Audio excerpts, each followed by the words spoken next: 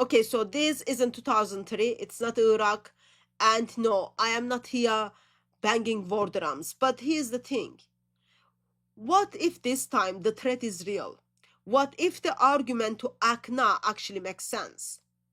I just watched the debate between Robert Spencer and Dave Smith titled, Should the US Support Israel in Taking Out Iran's Leadership? And Robert Spencer says yes, Dave Smith says no. I don't watch such political debates mainly. I am focused on Islam and Christianity. But following up what's happening to Iranian people in Iran, government supporting Hamas and causing the death of human beings, kind of drew me to watch the debate, as well as Robert Spencer was in it, so I just thought I'll watch it. After watching the full debate, I think Robert Spencer absolutely made the stronger case. Tonight, we ask this question.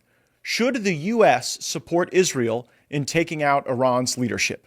Taking the affirmative in this debate is Robert Spencer, director of Jihad Watch. Taking the negative is Dave Smith, host of Part of the Problem podcast. If you think about it, two guys, totally different takes on, okay? Robert Spencer runs Jihad Watch, knows a lot about Islam, knows a lot about radical Islam, as well as he knows quite a lot about radical regimes. Dave Smith, libertarian podcaster, really pushes that hands-off, anti-war, stay out of this kind of things guy, okay? They both had their sayings, but I'll tell you why I think Robert Spencer had a stronger case. Because he turned up the debate with evidence, not just opinions. And you've got a regime that actually has ordered its people every Friday in the mosques all over Iran. They have to chant death to America as well as death to Israel. And it's important to note, this is not just braggadocio or sloganeering. The Ayatollah Khamenei actually said not long ago that the situation between America and Iran is this. This is November 1st, 2023. When you chant death to America, it is not just a slogan, it's a policy. Robert Spencer kicked things off, reminding everyone what we are dealing with. Iran's leadership isn't joking.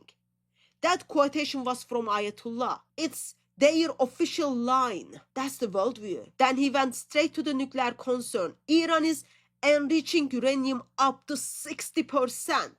And that's not for hospital equipment.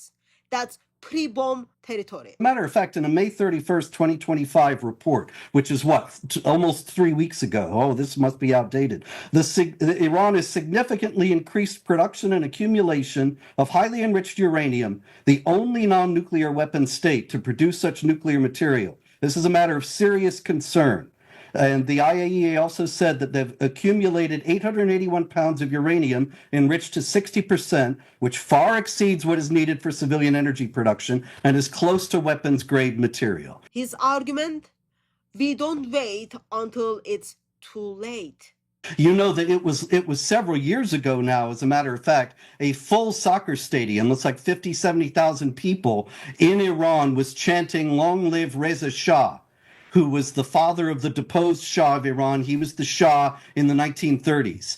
And that kind of open defiance of the Islamic regime and disgust with the Islamic regime also combined with the fact that, as I was trying to say before, that so many Iranians, where it's officially 90% Shiite Muslim and 95 to 99% Muslim in general, and actually only 40% of Iranians now identify as Muslims, is an indication of the deep disgust that the Iranian people themselves have for this regime. Then he brought up something nobody talks about it. In Iran, women are in prison.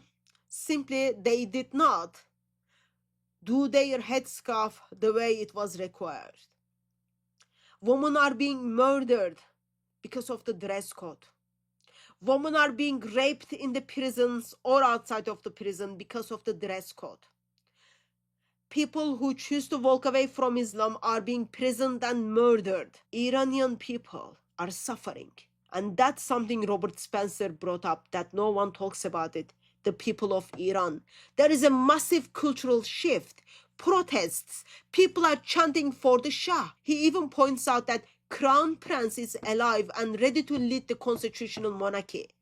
That's an alternative waiting.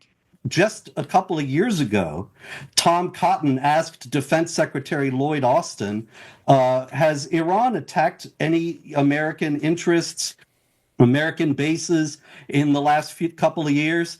And if so, how many times? And Austin says 83 times. And Cotton says, okay, how many times did the U.S. respond? And he said 4. And that was the hammer. Spencer said it best. Weakness invites escalation. Now, Dave Smith, he leaned on one message.